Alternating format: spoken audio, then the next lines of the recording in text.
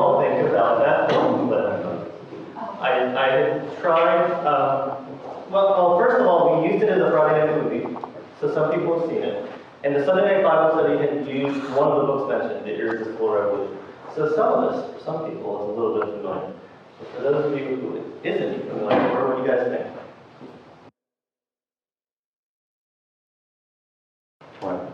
Lynn said it was interesting. It's a good year. What was interesting? Interesting. Okay. What was interesting? Just the premise of how it's kind of done, and you're kind of going from place to place. So I think it'd be interesting too to read the book, because I don't really know what the book is about. So that would be good.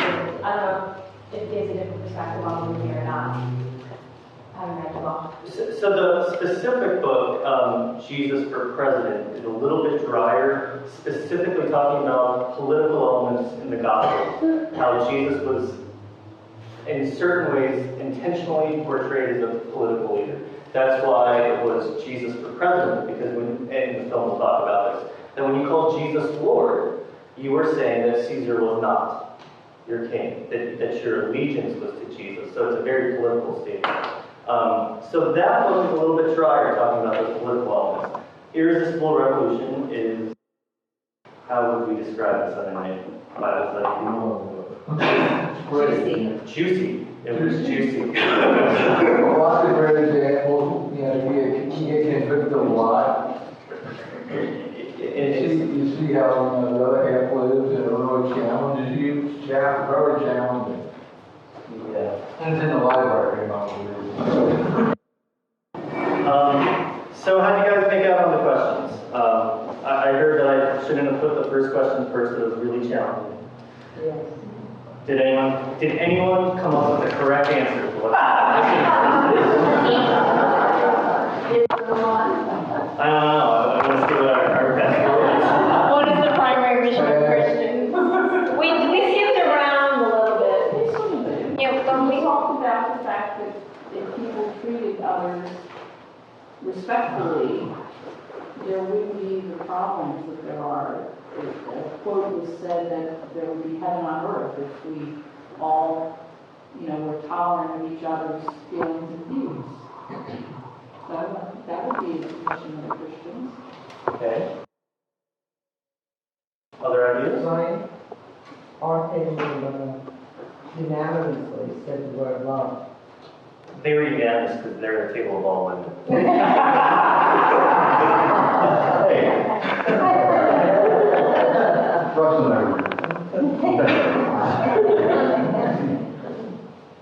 Were there any other ideas, or did you guys kind of push that one off for a while? I can put it on every week. I mean, the woman in the movie, when she said they will know us because of our lovers, I guess that was Mary. That if we can't love people for who they are, then we're not Christians. We kind of said you just need to reach out, not necessarily. You don't need to force your ideas on anybody, but again, just be tolerant. Try to be outgoing and try to spread the message. What does it mean? David, what does it mean to be tolerant? Or to love. I mean, you need to be, people have different views. Not everybody feels the same way about every issue that comes up, or even like really small things. And just because somebody has different views on something doesn't mean you should not like them. It doesn't mean that they are a bad person. It just means that they're different.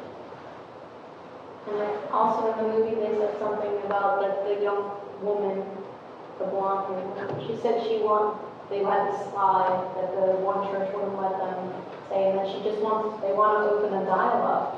Because it's important that we explore these issues. And like David said, you're not going to agree on everything. God forbid, that would be like a world full of clones. I mean, we might as well just become part of the board.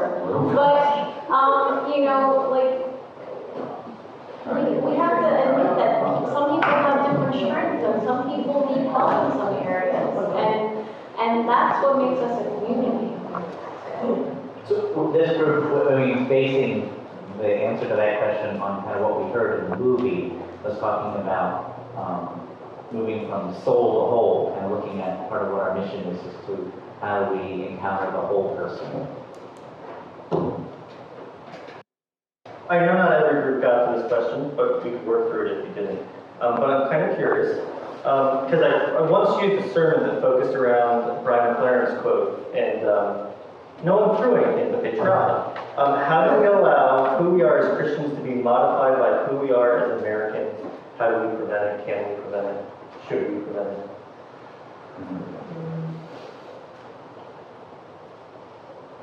Yeah, we should do that. What? Huh?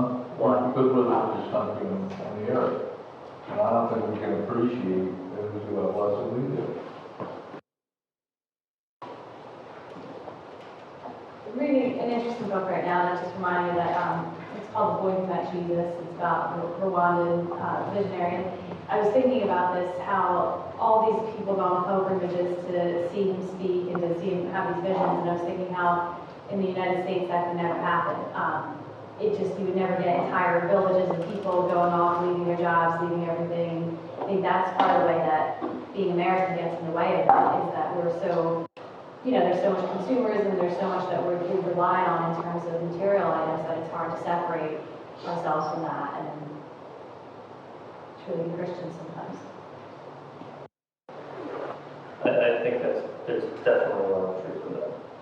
No, I think, the culture of America, I think, was from the beginning, what people have to do. And so we're got caught up in this culture where we do for ourselves and we do for everybody else, and we don't rely on anybody.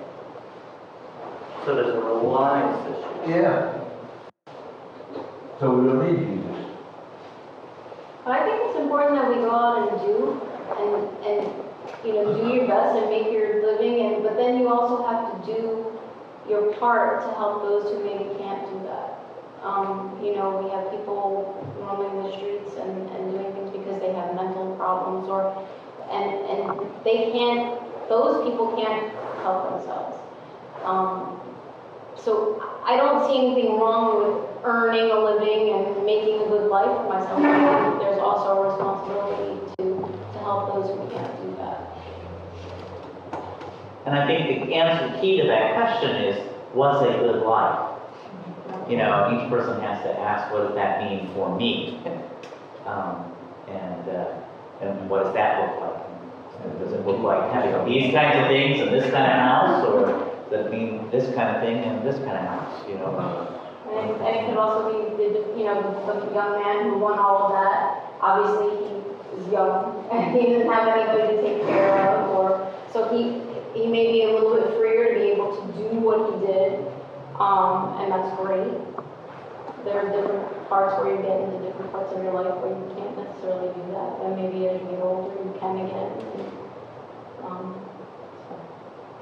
I think of the whole level of God bless America. I mean, there's those strong feelings with that. How about all the Christians in the world?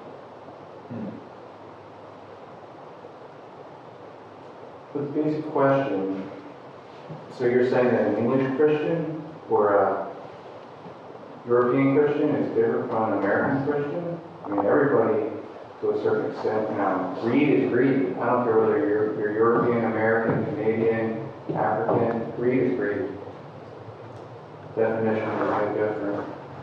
I think in different cultures, you have more greed to Europe. different things that are influences. Oh, look at Dubai. There's definitely greed there.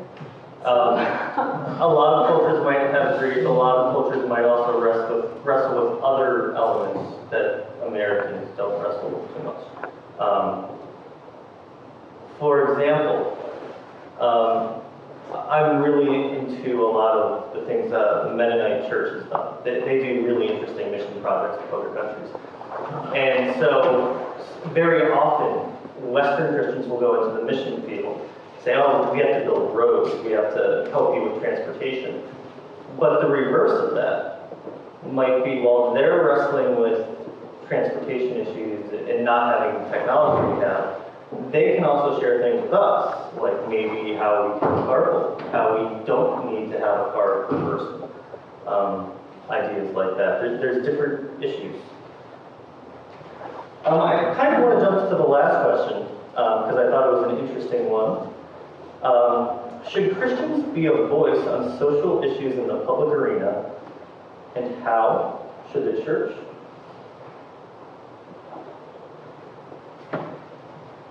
Well, we have social statements, so that's social issues, right? That is. Lutheran Church is really big on that, so yes, I think we should.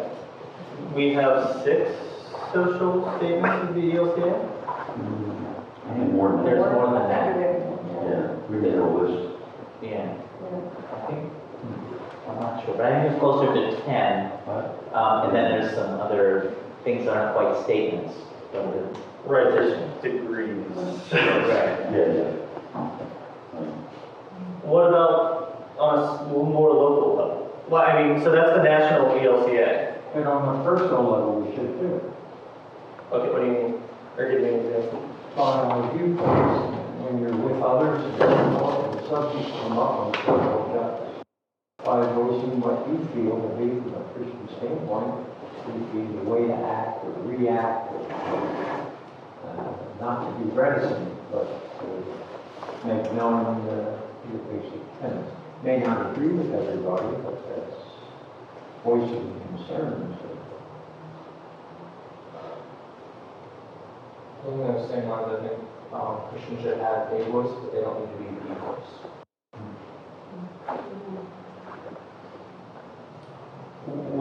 So the 2 examples we've used for Christian voice was the national church and individuals. Is there in between? Can congregations, can synods? How? By action, community groups, church groups, and so forth. You were mentioning the Mennonites, I think it was.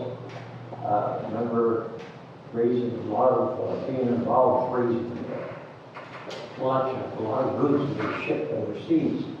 And question was going to cost a lot of money to get it shipped. So somebody said, you know, the Brotherhood, or who was it, up in the Amish country, they don't get involved and do things, but they have their plan is that they will pack and prepare and do everything in cases and so on, all ready to be shipped, and take care of that. So that was their way to help. When you mentioned that, I remember that incident there. We shipped everything, and they took truckloads and boxed everything out and ready for overseas shipment. Whereas we weren't able to do that. Some of you may not know, but this fall, we had a young man who was living on our church property. Because his boss got arrested, and his boss was providing him housing and work, and so now he had nowhere to live and no money. Found out he was living on our property and talked with him one day. And anyway, long and short of it, we got him housing for the rest of the week because the state and then because Burlington County doesn't have anywhere for homeless men to go.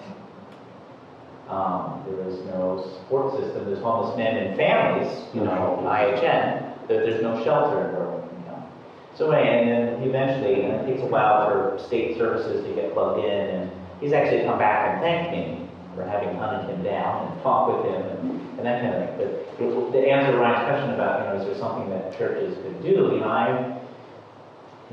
think it would be really awesome if the churches in Burlington County said, there's a homeless problem here. And it's not just this one guy. There's plenty of people down in Mount Holly that live in the woods down there. What is this county doing to help at least have some emergency services to get people, when there's all of a sudden found without house, where can we house them appropriately for a couple days so we can get other services plugged in. Some of you may be also aware that one of the ministries of the New Jersey Synod is the Office of Governmental Ministries. And there's actually a person on the bishop's staff that will basically relates to the governing that goes on in Trenton to be a voice or an advocate on behalf of people who are powerless or poor and have no voice for themselves, basically the disenfranchised. That's been going on for years. Is that something that the church ought to be doing? I mean, that's definitely a voice, and it speaks to those who influence and make policy. It's not necessarily a lobby. The difference between lobby is that you lobby to gain an advantage for yourself, for your corporation. An advocate is when you try to gain some advantage for someone else. In this case, the poor and the powerless. Which that office informed me when I mentioned about the shelter problem here, or lack of. She said, well, there is a fund that's actually not part of the state fund. It's a private foundation that gives $500,000 to every county a year if they have for a shelter program for homeless people. But the county has to admit there's a problem, and they have to have a program to address it. Basically, the Board of Freeholders has blocked this for years. Board of County Freeholders. Is it our responsibility as we follow Christ to confront the powers that be to address an issue of justice such as that? Should the church be a voice on a social issue in the public arena? Is the question. And, we're seeing this come alive right before us in this election. I mean, this is just one part of it. I think the church is representative, each church is representative of a group of people, and, that's the way for a group of people to be heard, their views. And like I said, right now in this election, the Catholic Church's voice is being heard, or not being heard, that they're preaching about it, about the social issues now, about the political issues in church, and, while that's a different issue than, the poor on the streets, it just shows that the two are so interconnected that at this point they can't be separated. I think that, the churches have to have a voice in politics because of the social part of it. Many of you may not remember because you're too young or didn't live in the area, but back in the early 70s, we had Tent City in Mount Holly, and the homeless got together and they camped out in the county buildings and around the county buildings. And some good things did come out of it at the time because there was absolutely nothing. But what happened was they got some emergency funds, but then they got so governed that everything just kind of fell by the wayside. There's so many rules and regulations. But they did. Red tape. Yes, red tape. But a few things did come out of it. They still have today, but they're just so tightly regulated that you still have most of the homeless population falling by the wayside. But the churches, people stepped up. That was when the soup kitchens came into existence, and some of them are still going strong today. That one in Mount Holly. Occupying Mount Holly. Yes, it was back in the early 70s. There's also the negative aspect of it too, that, there can be like the church that likes to protest military funerals and they, have the poster that says God loves dead soldiers. So, that church has decided to take a political issue and go out and show the world that this is what they believe. So, there is good, but there's also bad in that. So you kind of have to look at, that Christianity is going to be represented in a lot of different ways and not just, the good. I've done a bit of advocacy and visited senators and congressmen to varying levels of success. So in one of the training sessions, they told us a number, how many letters, personal individual letters, it takes for a congressperson to put a staff member to assign them to an issue. Any guesses how many personal letters it takes? And this could be a letter from youth even.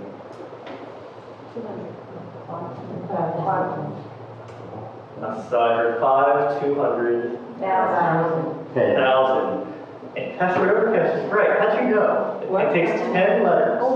If they receive 10 letters, that's significant enough for their area that they'll put someone on it. Because they imagine that if 10 people cared enough to actually draft a letter, this is representative of a larger population.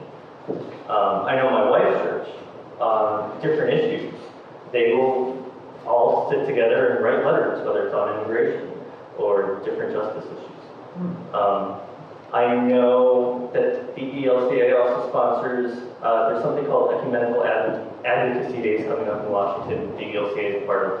They've done, go meet your congressman and tell them what you feel on this issue.